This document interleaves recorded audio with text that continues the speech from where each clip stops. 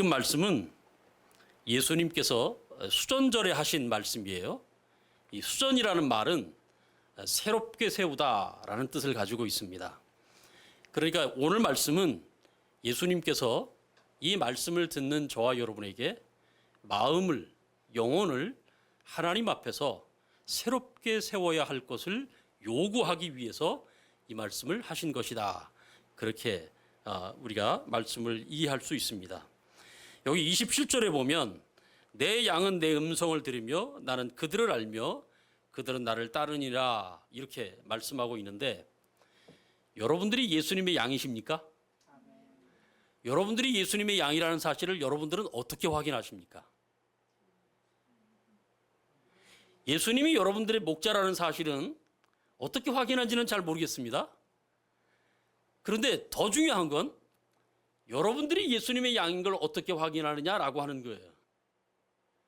오늘 말씀에 보면 내 양은 내 음성을 듣고 나를 따른다 이렇게 말씀하셨습니다. 그러니까 내가 예수님의 양인 것을 확인할 수 있는 방법은 뭐냐면 내가 예수님을 따르는가 따르지 않는가로 확인할 수 있는 거예요. 예수님을 따르고 있으면 예수님의 양이고 예수님을 따르지 않고 있으면 예수님의 양이 아닌 거죠. 근데 우리는 다 예수님의 양이라고 생각하죠. 예수님을 따르고 있느냐 안 따르고 있느냐는 별로 생각하지 않고 그냥 나는 다 예수님의 양입니다 라고 생각을 합니다.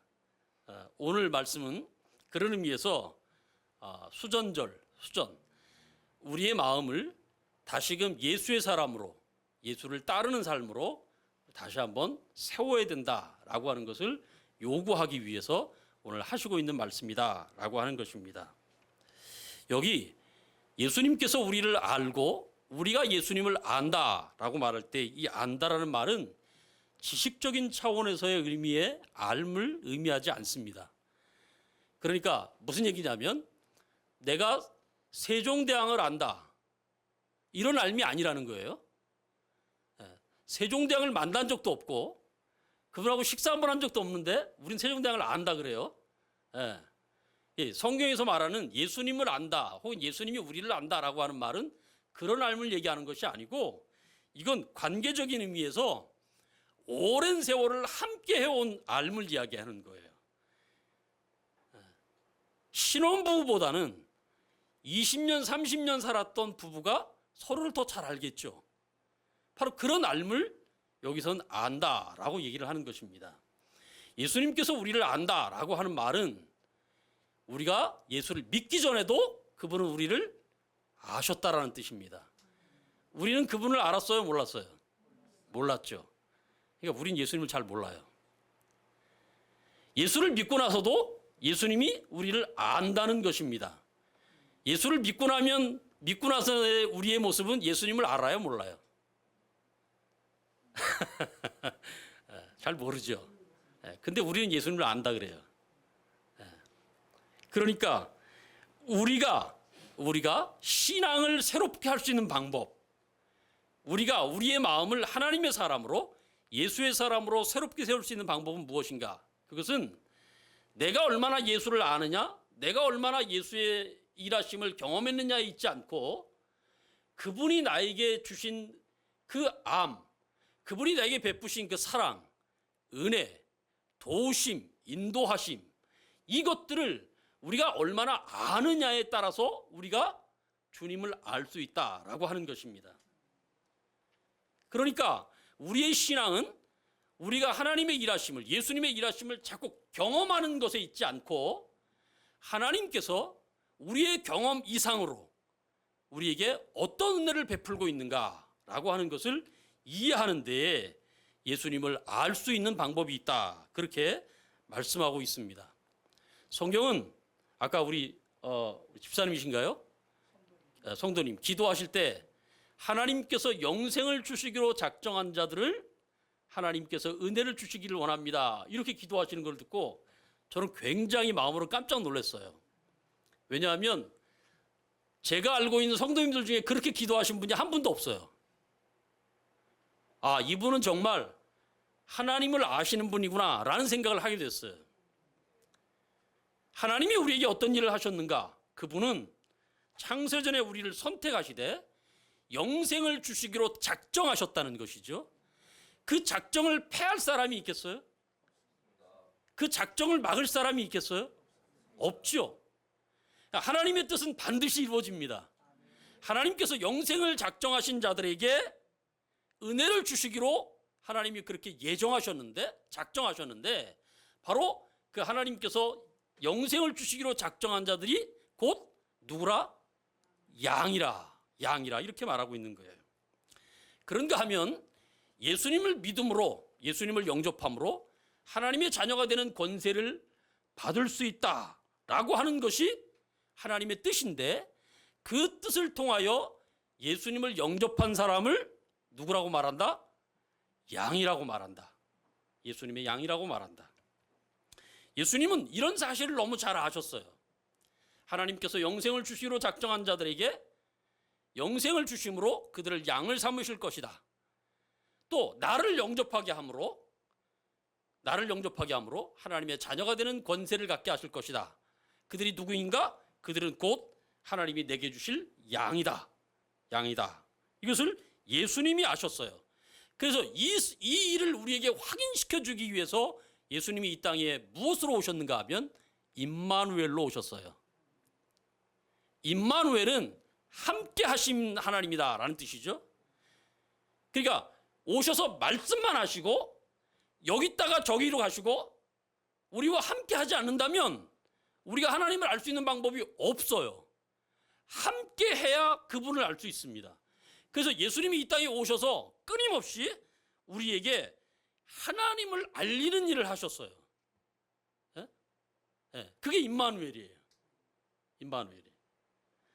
때로는 우리가 원하는 바를 들으시고 우리에게 복 주시고 우리에게 은혜를 주심으로 우리의 소원을 이루심으로 우리에게 하나님을 알게 하시기도 했지만, 때로는 우리에게 고난을 주기도 하고 눈물을 갖게 하기도 하고 슬픔을 주심으로 하나님을 알게 하셨어요. 그런 의미에서 우리가 좌절하고 절망할 수 있는 슬픔과 고난과 아픔의 상황들은 저주다 아니다? 아니에요. 그것은 예수님께서 우리에게 하나님을 알리기 위한 방법이에요. 예수님이 우리와 함께 있으신 임마누엘 하나님으로서 우리를 외면하시는 것이 아니라 우리와 함께 있는 방법으로 우리의 소원을 이루시기도 하지만, 때로는 우리의 소원을 외면하시는 것으로도 하나님이 어떤 분인가를 우리에게 알려주시며 또 우리가 당신의 양인 것을 알게 하셨다라고 하는 것입니다. 따라서 세상을 이길 수 있는 답은 하루하루의 문제를 해결하는 데 있지 않습니다. 하루하루 만나는 문제를 해결하는데 세상을 이길 수 있는 답이 있지 않아요.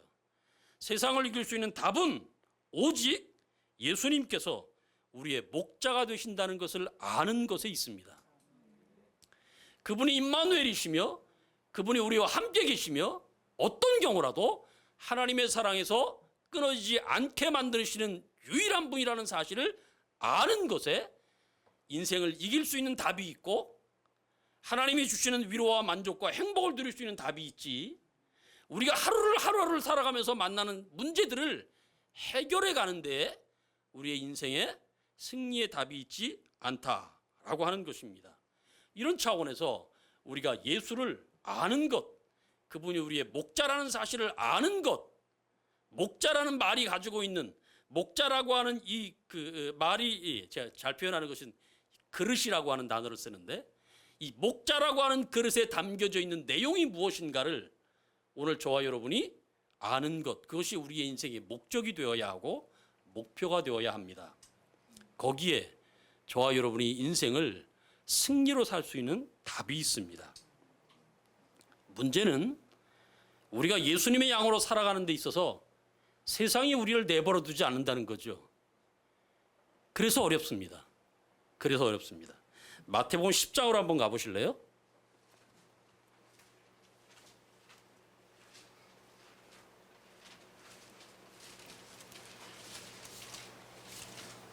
마태복음 10장 16절에서 18절 말씀.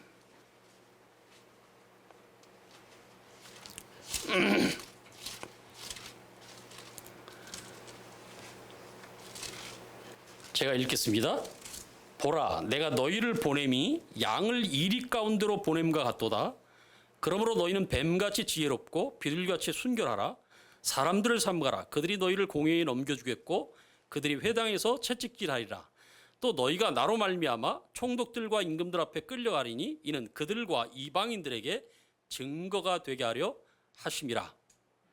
여기 보면 예수님께서 제자들뿐만 아니라 저와 여러분을 포함하여 믿는 자들을 이리 가운데 보낸 양들과 같다 이렇게 말씀하셨습니다.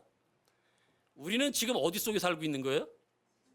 이리 가운데 살고 있는 거예요. 예. 이 이리들이 양을 끊임없이 잡아먹으려고 하죠. 예. 끊임없이 잡아먹으려고 합니다. 여기에 오늘 저와 여러분이 있습니다. 우리는 저들에게 잡아먹혀야 할까요? 잡아먹히지 말아야 할까요? 예, 그게 문제예요. 잡아먹히지 말아야 한다고 생각하는 게 문제예요. 예. 잘 들어보세요. 양이 이리 가운데 살면서 잡아먹히지 않을 수 있는 방법이 있어요, 없어요? 예? 있어요, 없어요? 없죠. 없어요. 양이 이리의 탈을 쓰면 이리의 외모를 시장에서 탈을 써서 이리처럼 외모를 꾸미면 이리에게 안 잡혀 먹힐까요? 생각해 보세요. 양이 양 이런 소리를 안 내고 갑자기 늑대나 이리들이 내는 소리처럼 그런 소리를 흉내내면 양은 안 잡혀 먹을까요? 어? 양이라는 실체가 드러나면 그 순간 그냥 있었던 양보다 기만당했다는 것이 억울해서 더 살벌하게 잡혀 먹힐 거예요. 양이 이리 가운데 있는데 안 잡혀 먹는다? 이건 말이 되질 않아요. 그렇죠? 그런 의미에서 예수님이 지금 우리를 뭐라고 말씀하시는가 하면 얘들아 내가 너희를 이리 가운데 보내는 양으로 너희를 보낸다 이렇게 말씀하세요. 우리는 양으로 보냄을 받았어요. 양으로. 그런데 양이 어떤 자세를 가져야 되는가 하면 뱀같이 지혜롭고 비둘기같이 순결하래요. 예? 그러면 뱀은 빼고 지혜롭고 비둘기는 빼고 왜냐하면 똥만 많이 싸니까 예, 순결하라. 지혜로워야 된다. 순결해야 된다. 그러면 양들이 이리 가운데 있어서 지혜롭고 순결하면 살 수 있어요? 그러면 왜 지혜롭고 순결하라고 말하는 거예요? 잡혀먹지 않기 위해서. 예? 아니 애를 쓰고 힘을 써도 잡혀 먹는다니까요? 양은 내가 양이요라고 말하는 순간 이리에게 잡혀 먹힌다니까요? 우리의 소원은 뭐냐면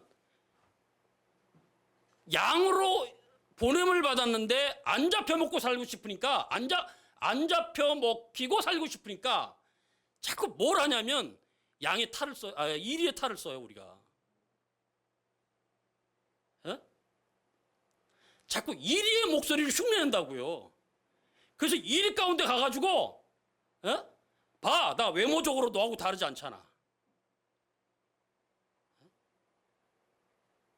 이리의 목소리를 흉내내면서 봐, 나는 뼛속 깊이 이리야. 너하고 다르지 않아. 자꾸 흉내를 내면서 살려고 한다니까. 왜? 죽는 게 겁나니까. 그래서 이 지혜로워라, 순결하라는 말을 자꾸 어떻게 이해를 하냐면 이리의 탈을 써야 된다. 이리의 목소리를 흉내내야 된다. 자꾸 이렇게 이해를 하려고 해요. 왜 그래요? 살고 싶은 욕구가 너무 크니까. 예수님은 양을 이리 가운데 보내셨어요. 왜요? 왜? 죽을 걸 뻔히 알아요. 가면 죽어요. 가면. 예수님은 이 땅에 오실 때 살기 오셨어요? 죽으러 오셨어요? 죽으러 오셨어요. 우리를 양으로 일 가운데 보내는 것은 우리 보고 살라라는 게 아니에요. 가서 죽으라는 거예요. 일 속으로 들어가서 죽으라는 거예요. 근데 어떻게 죽으라고요? 지혜롭게 죽고 순결하게 죽으라고요. 그게 무슨 뜻이죠? 그게 무슨 뜻일까요? 이리가 깜짝 놀랄 수 있도록 만들라는 거예요. 양이 이리를 깜짝 놀랄 수 있는 방법은 뭐예요? 세상이 지배하는 것이 이리 같은 사람들이 지배하는 것 같은데 너와 다른 존재로 사는 사람이 있더라라는 걸 보여주라는 거예요. 세상은 악이 판치고 이리 같은 속성을 가지고 살면 승리하고 장수하며 세상에서 모든 것을 누리며 사는 것 같은데 거기에 진정한 인간이 가져야 하는 위로와 만족과 복이 있는 것이 아니라 너희가 알지 못하는 복과 은혜를 누리는 자가 있음을 보여주라는 것입니다. 이리가 양을 잡아먹을 때 이놈이 반항을 안 하네. 이놈이 살려달라고 빌질 않네. 양을 잡아먹으면서 깜짝깜짝 놀란다니까 이리가. 그래서 이리는 어떻게 죽는 줄 아세요? 이리는 심장마비로 죽어요. 양은 이리에게 잡아먹혀서 죽겠지만 이리는 자기가 잡아먹는 양들을 보면서 심장마비에 걸려 죽는다니까요. 나와 다른 존재가 있네. 내가 알지 못하는 세계를 보는 자가 있네. 내가 알지 못하는 세상이 줄 수 없고 알 수 없는 위로와 평강을 누리는 자가 있네. 복음을 가지고 있는 자. 도대체 양이 가지고 있는 것이 무엇이길래? 그가 말하는 복음이 무엇이길래? 그가 가지고 있는 예수가 누구이길래? 저는 나와 다르게 삶을 살고 있고 나에게 그렇게 위협과 도전과 괴로움과 슬픔을 당할 수밖에 없는 환경에 놓여 있음에도 불구하고 어떻게 웃으며 죽을 수 있는가? 잘 죽을 수 있는가? 예수님께서 저와 여러분을 양으로 보내셨습니다. 이리로 보내지 않았습니다. 우리의 생각을 바꾸셔야 돼요. 살려고 하지 마세요. 잘 죽으려고 하세요. 잘 죽으려고 하세요. 잘 뛰고 죽는 거예요. 이걸 붙였으면 안 되는 거예요. 붙였으면 아이 그놈 잘 죽었다 이게 되는 거예요. 그게 아니고 뛰었어야 되는 거예요. 이리들에게 충격을 줘야 된다고요. 충격을. 그게 오늘 예수님께서 뱀같이 지혜롭고 비둘기같이 순결하라 라는 말씀 속에 저와 여러분에게 요구하는 말씀입니다. 분명한 것은 양과 같은 우리가 세상에서 고난을 당할 때 그 고난은 예수님께서 외면하시는 증거가 아니라는 것입니다. 오히려 양이 이리들에게 고난을 당하는 것이 정상입니다. 그렇다면 하나님께서 양들에게 고난을 허락하시는 이유가 뭘까? 고린도후서 1장 한번 가보실래요?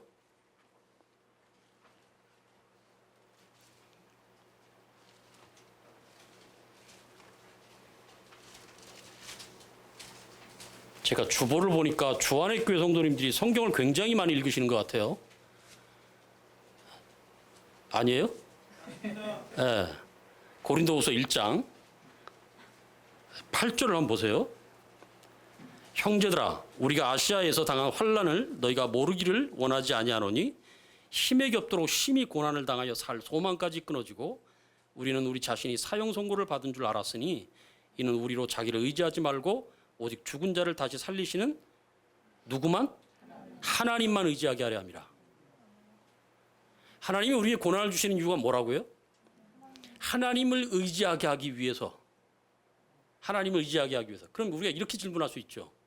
나는 제발 좀 독립적으로 살고 싶은데 왜 하나님만 자꾸 의지하라고 하는 거죠? 이게 이제 자녀들이 부모한테 하는 소리잖아요. 예. 제발 내 삶에 관심 끌어줘요. 옛날에 우리 어머니 세대나 우리 아버님 세대는 이야기는 옛날에 민혜경 씨라고 있었어요. 민혜경 씨. 내 인생은 나의 것. 그 노래가 젊은 애들한테 얼마나 인기를 끌었는지 몰라요. 젊었을 때는 부모에게 그러는 거예요. 내 인생은 내 것. 그러니까 내 인생에 간섭하지 말아주세요.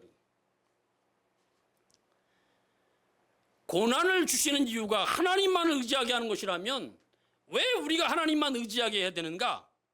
그 이유가 무엇인가? 한 군데 더 찾아봅시다. 신명기 한번 가보실래요? 구약성경 5번째 책.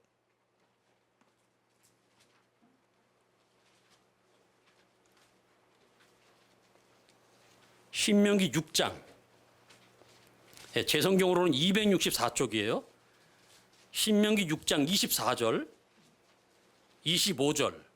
우리 같이 한번 읽을까요? 시작. 여호와께서 우리에게 이 모든 규례를 지키라 명하셨으니 이는 우리가 우리 하나님 여호와를 경외하여 항상 복을 누리게 하기 위함이시며 또 여호와께서 우리를 오늘과 같이 살게 하려 하심이라. 우리가 그 명령하신 대로 모든 명령을 우리 하나님 여호와 앞에서 삼가 지키면 그것이 곧 우리의 의로움이니라. 순종하는 것, 말씀을 지키는 것, 그것이 우리의 자랑거리라 이런 뜻이에요. 보세요. 부모가 자식을 왜 키우죠? 부모의 뜻을 위해서 써먹으려고? 아니죠. 예. 부모가 자식에게 왜 순종을 요구하죠? 엄마 말 안 들으면 두들겨 패죠. 비 오는 날 말 안 들으면 먼지 날 때까지 패죠. 왜 패죠? 예? 왜 때리죠? 부모의 말씀에 복종시켜서 뭐 하겠다는 거예요? 부모가 어떤 유익을 얻으려고 그러는 거예요? 아니죠? 순종이 자녀에게 자랑이기 때문입니다. 자녀가 멋있다라고 하는 것은 부모를 위해서 뭘 하려고 하는 것이 아니고 부모의 말씀을 순종하는 것에 자녀의 멋있음이 있어요. 이건 죽었다 깨어나도 못 깨닫죠. 부모가 되면 알아요. 젊은 사람들이 이거 깨달을지 모르겠어요. 저도 나이가 이제 60 가까이 돼서 알게 됐어요. 하나님의 말씀에 순종을 요구할 때 그 순종해야 되는 이유가 하나님이 도대체 부족함이 없다 그러는데 모자람이 없다 그러는데 왜 나한테 자꾸 순종하라 그러고 하나님을 의지하라 그러고 도대체 왜 그러는가? 난 독립적으로 좀 살고 싶은데 도대체 왜 그러는가? 오늘 신명기를 통해서 제가 배운 게 있어요. 순종하는 것이 자녀의 자랑이라는 것입니다. 부모의 자녀의 가르침은 부모가 써먹기 위한 것도 아니고 부모가 영광을 받기 위한 것도 아니고 부모에게 어떤 유익이 있어서가 아니에요. 그것은 오직 자녀의 유익을 위한 것이에요. 그러면 자녀는 왜 순종해야 되는가라는 질문에 대하여 생각을 바꿔야죠. 부모가 나를 써먹기 위해서가 아니라 순종이 내게 자랑이 되기 때문에, 순종이 내게 기쁨이 되기 때문에, 순종이 내게 안심이 되기 때문에, 순종이 내게 위로가 되기 때문에 내가 순종해야 되겠다는 생각을 가져야 한다는 것이죠.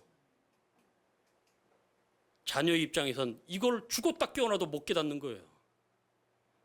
그래서 하나님이 엄마를 만드셔요. 아빠를 만드시는 이유가 거기에 있어요. 그러니 결혼 안 하고 혼자 산다? 이거 큰 죄야. 물론 주님이 은혜를 주시면 그런 분들도 있어요. 할 수만 있으면 99.9%는 다 결혼하기를 축복해요. 우리 교회는 젊은이들을 위해서 결혼을 위해서 기도해 줘야 돼요. 예, 그래야 됩니다. 자, 설교가 좀 딴 데로 갔습니다만 어쨌든 이런 측면에서 우리가 고난을 받을 때 하나님이 나를 외면하신다 이렇게 말하는 건 자기 모순에 빠지는 거예요. 우리 이런 찬양 잘하잖아요. 하나님 한 번도 나를 실망시킨 적 없으시고 언제나 공평과 은혜로 나를 도우셨네. 이런 찬양 잘하죠. 그래놓고 고난을 딱 만나면 주님 나를 왜 외면하죠? 이건 뭐예요? 이건 자기 모순에 빠지는 거예요. 고난은 하나님이 우리를 외면하시는 증거가 아니라는 사실을 기억할 수 있기를 바랍니다. 고난은 사탄과 세상이 우리를 무너뜨리기 위한, 예수님의 사랑에서 끊어버리기 위한 하나님께서 허용하시는 것입니다만, 사탄과 세상의 목적이지 하나님이 우리에게 주시는 고난은 우리를 당신의 사랑에서 결코 끊으려고 하는 적이 없습니다. 그런 의미에서 예수님은 하늘과 땅 아래의 그 어떤 피조물도 당신의 양에게 주시는 이 생명을 끊을 수 없다, 빼앗을 수 없다라고 우리가 읽은 본문 말씀에서 그렇게 말씀합니다. 다시 본문으로 가보십시다.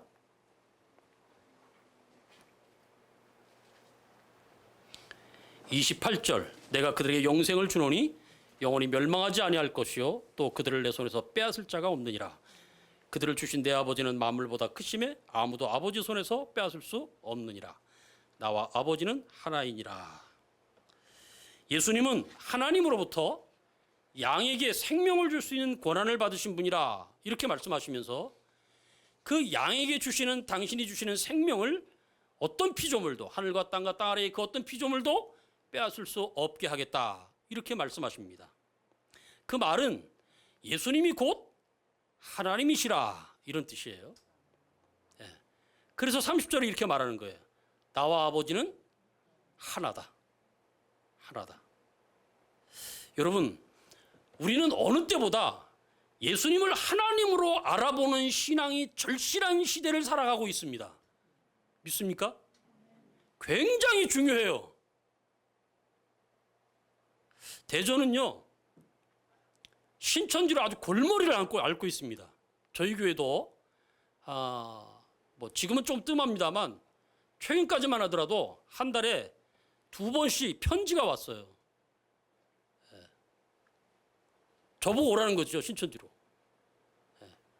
제가 하도 열받아가지고 전화를 했어요. 전화해가지고 좋은 말로 할 때 편지를 하지 말든지, 아니면 당신이 우리 교회를 와서 나하고 토론을 한번 하든지 편지로 장난하지 말자. 아주 정중하게 얘기를 했어요. 그리고 나서 2년 편지가 안 와요. 그리고 또 와요. 얼마나 집요한지 몰라요. 우리 교회는 어때요? 여기는 이단의 위협이 별로 없습니까? 이단이나 사입의 위협이 별로 없습니까? 다행입니다. 여러분, 성도들이 교회를 떠나는 이유가 뭐라고 생각하세요? 이단 때문이나 사이비 때문이겠어요? 예, 그것도 있죠. 그런데 제가 보기에는 더 큰 원인이 있어요. 그게 무엇인가 하면 예수님의 양들이 예수님을 하나님으로 알아보는 참다운 믿음을 가지고 있지 않기 때문입니다. 자꾸 양인데 이리를 닮아가려고 그래요. 외모만 닮아가는 게 아니라 이제 속성도 닮아가려고 그러고, 이리가 추구하는 이상과 꿈들을 닮아가려고 한다니까요. 그러니까 교회를 와가지고 자꾸 목사님한테 좀 세상에서 잘 살 수 있는 방법만 가르쳐 달라 그래요. 제가 우리 교인들한테 아주 잘하는 말 중에 하나가 뭐냐면, 하나님이 응답하십니다. 기도하시면 응답하십니다. 아멘? 응답하십니다. 그런데 여러분들이 말하는 아멘은 뭐죠? 그러니까 여러분들이 말하는 응답은 뭐죠? 여러분들의 소원성취죠. 하나님이 그렇게만 응답하시던가요? 하나님의 응답에는 노도 있고 웨이트도 있어요. 그러면 하나님이 안 돼, 기다려 라고 하는 것이 우리에게 불유익한가요? 그렇지 않죠. 근데 우리는 내 소원을 들어주지 않으면 하나님이 나를 외면했다고 생각하고, 하나님이 나의 기도를 듣지 않는다고 생각한다고요. 그러면서도 나는 주님의 양이래요. 그러지 않기를 주님의 이름으로 축복합니다. 여러분은 하나님을 어떤 분으로 알고 계십니까? 여러분의 경험에 의해서만 확인하지 말고 믿음으로 확인해 보세요. 우리의 믿음의 선배들은 히브리서에 보니까 자신이 가지고 있는 그 믿음이 자신의 의지의 결정체가 아니라 하나님의 은혜라는 것을 알았기에 이 은혜가 너무 감사해서 채찍에 맞고 조롱을 당하고 감옥에 갇히고 시련을 견뎌냈습니다. 돌에 맞는 것과 톱에 켜는 것과 칼에 맞아 죽는 것을 감내했습니다. 이 땅에 거할 초소가 없이 방황하는 것과 배고픔과 외면과 거부받는 것을 기쁨으로 견뎠습니다. 이거 우리가 할 수 있어요, 없어요? 할 수 있어요, 없어요? 딸, 왜 이렇게 빤히 쳐다봐? 이쁜 데에 빠지겠어, 목사님이. 이거 할 수 있어요, 없어요? 할 수 없으면 조금 고민해야 돼요. 내 신앙이 어떤 문제가 있는가를 고민해야 돼요. 내 정체성에 대해서 고민해야 돼요. 하나님, 내가 믿는 하나님이 어떤 분이세요? 아까 사도신경에도 고백했잖아요. 천지를 만드시고 전능하신 분이시고 예수를 우리에게 보내주시고 우리에게 임마누엘로 함께 계시는 하나님이시고, 우리 다 고백해요. 매주일마다 고백해요. 한 주도 안 빠져요. 근데 우리의 신앙은 이 수준까지 못 가요. 왜 그렇죠? 여러분의 신앙이 가짜가 있기 때문에 아니에요. 여러분의 신앙이 가짜이기 때문이 아니고 여러분이 자꾸 이리의 유혹을 이기지 못해서 그래요. 하나님이, 예수님이 여러분들에게 주는 것이 받은 자만 아는 기쁨인 거예요. 그 기쁨이 세상을 넉넉하게 이기게 하는 것인데 그 은혜와 복을 붙잡지 않고 자꾸 이걸 놓고 자꾸 이리만 본다니까요. 하나님, 돈 필요해요. 밥 필요해요. 마실 물 필요해요. 예, 필요하죠. 그러면 생각해 보세요. 부족해서 구하세요? 없어서 구하세요? 그럼 왜 구하는 거예요? 내일에 대한 불안 때문이죠. 여러분, 내일에 대하여 불안한 마음을 없애라는 말 아닙니다. 성경은 불가능한 얘기를 하지 않아요. 우리는 연약한 존재이기 때문에 내일에 대하여 불안한 마음을 가질 수 있습니다. 그러나 거기에 매몰되지 마셔야 돼요. 거기에 자꾸 매몰되니까 이리가 보이는 거예요. 이리가 크게 보이는 거예요. 여러분, 두려움이 오고 슬픔이 오고 좌절이 오고 절망할 수밖에 없는 상황 앞에서 그 환경을 통하여 하나님이 나를 외면하지 않고 있다는 하나님의 은혜를 보실 수 있어야 돼요.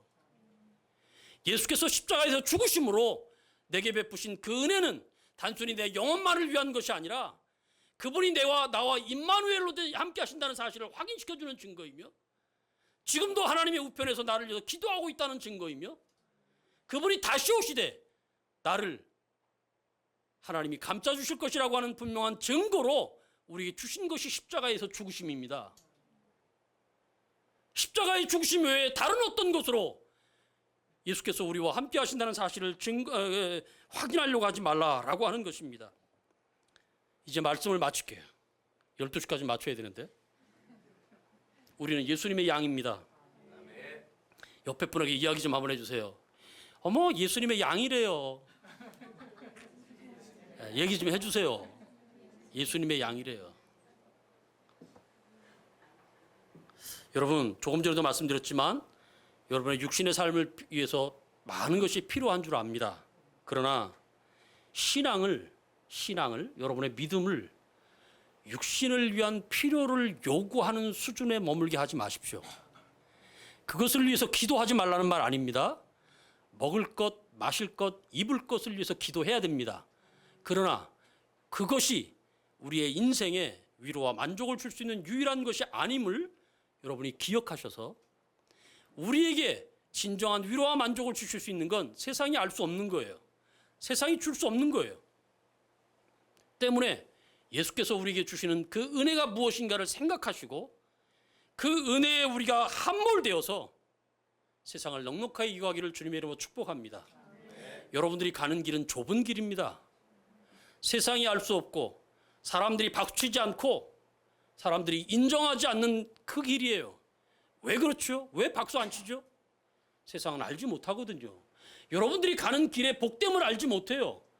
여러분들이 믿는 그 예수가 하나님이라는 사실을 알지 못해요. 그 하나님이 여러분들에게 어떤 은혜를 베푸는지를, 그리고 지금도 어떤 은혜를 베풀었는지를 여러분 알지 못합니다. 그러니 박치지 않아요. 그러나 예수님은 여러분들을 알아주십니다.